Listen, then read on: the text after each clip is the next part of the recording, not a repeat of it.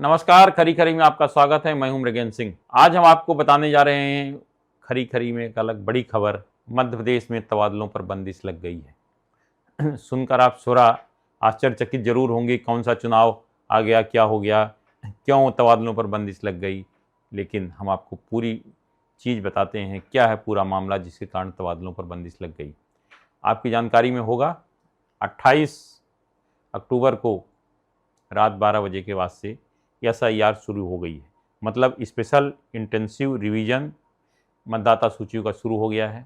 28 को मुख्य चुनाव आयुक्त ज्ञानेश कुमार अग्रवाल ने प्रेस कॉन्फ्रेंस कर SIR का पूरा शेड्यूल बताया था। अब फेज 2 12 राज्यों में या संघ शासित प्रदेशों में आरंभ होने वाला है। किसी भी मतदाता के लिए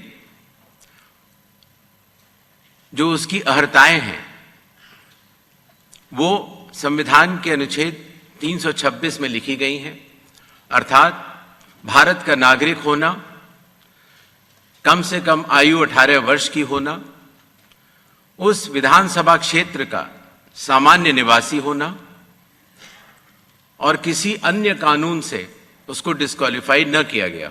दूसरे चरण में किस तरह से मतदाता सूचियों का पुनरीक्षण किया जाएगा, नए नाम जोड़े जाएंगे, जो नाम जिनकी जो नहीं है इस दुनिया में उनके नाम काटे जाएंगे।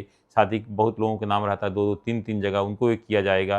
और यदि किसी को किसी नाम पर आपत्ति है, किसी का नाम नहीं है, 18 साल के बाद भी अगर कुछ और है तो वो भी नाम जोड़े जाएंगे।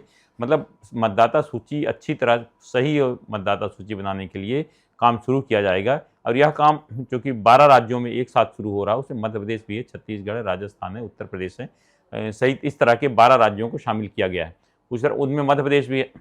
क्योंकि 28 को रात से मतदाता सूची के दूसरे चरण का काम शुरू हो चुका है, इस कारण चुनाव आयोग ने मध्य प्रदेश के मुख्य सचिव को पत्र भेजकर कहा है कि चुनाव कार्य से जुड़े अधिकारियों के तबादले निर्वाचन आयोग की अनुमति के बिना न किए जाएं। इसका मतलब है कलेक्टर, SDM, एडिशनल कलेक्टर, तहसीलदार या चुनाव कार्य से जुड़े अन्य अधिकारियों के तबादले अब बगैर चुनाव आयोग की अनुमति नहीं होंगे, या तबादलों पर रोक 31 जनवरी तक, मतलब जनवरी के अंत तक लगाई गई है। मतलब अगर राज्य सरकार को किसी कलेक्टर को बदलना है या किसी अन्य अधिकारी को बदलना है, केंद्रीय चुनाव आयोग से अनुमति लेनी पड़ेगी। चुनाव आयोग की अनुमति के बाद ही तबादले हो सकेंगे। मतलब तबादलों पर अगर सरकार को कोई बहुत ही ज़रूरी बात है, तबादलों चुनाव आयोग से अनुमति लेना पड़ेगी।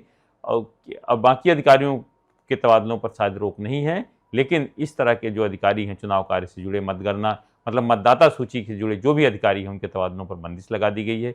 या आपको मालूम है कि जैसे SIR जो दूसरे चरण का काम शुरू हो रहा, उसके तहत 28 अक्टूबर से 4 नवंबर तक मतदाताओं की जानकारी एकत्रित करेंगे और उसमें पुनरीक्षण होगा। उसके बाद 4 नवंबर से 4 दिसंबर तक जो BLO बनाए गए वो मतदाताओं के घर घर जाएंगे, उसमें देखेंगे कहीं कोई गलती है, कागज़ में कोई गलती है या आपके पास और कोई जानकारी है उसमें कुछ मेल मिलाप नहीं हो रहा, तो उसमें सबको ठीक करके नए सिरे से मतदाता सूची तैयार करेंगे ताकि कहीं कोई विवाद की स्थिति ना रहे। अब इसके सूचियों को तैयार करने के लिए विभिन्न विभागों के अधिकारी भी लगाए जाएंगे, क्योंकि ये काम काफ़ी मुश्किल भरा होता है, इतना आसान नहीं होता है। अब इसके बाद जब 5 नवंबर के बाद 9 जो काम शुरू होगा 4 दिसंबर तक, 4 दिसंबर के बाद 9 दिसंबर को मतदाता सूचियों का प्रकाशन किया जाएगा। उसके में जब बताया जाएगा कि किस तरह से हमने पूरा मतदाताओं जो सूची तैयार की है, घर घर गए, क्या दिक्कतें थी, कैसे हुई, क्या गलती, सब ठीक किया गया। उसके बाद ही मुझे लगता है अगर किसी कोई आपत्ति वगैरह होगी तो उस पर भी हो सकता है बातचीत हो सकती है। इसी कारण केंद्रीय चुनाव आयोग ने तबादलों पर बंदिश लगा दिया है। अब अगर यदि कलेक्टरों के तबादले होगा तो 31 दिसंबर के बाद ही होंगे, लेकिन ऐसा नहीं है कि आप तबादले नहीं कर सकते। विशेष परिस्थिति में राज्य सरकार को अधिकार है कि चुनाव आयोग से अनुमति लेकर तबादले कर सकते हैं। आज सिर्फ इतना ही। इस तरह की खबरों से जुड़े रहने के लिए हमारे चैनल पब्लिक वाणी को आप सब्सक्राइब करिए, और आपके पास भी अगर कोई खबर है तो हमें ज़रूर बताएं, क्योंकि हमारा नाम है पब्लिक वाणी।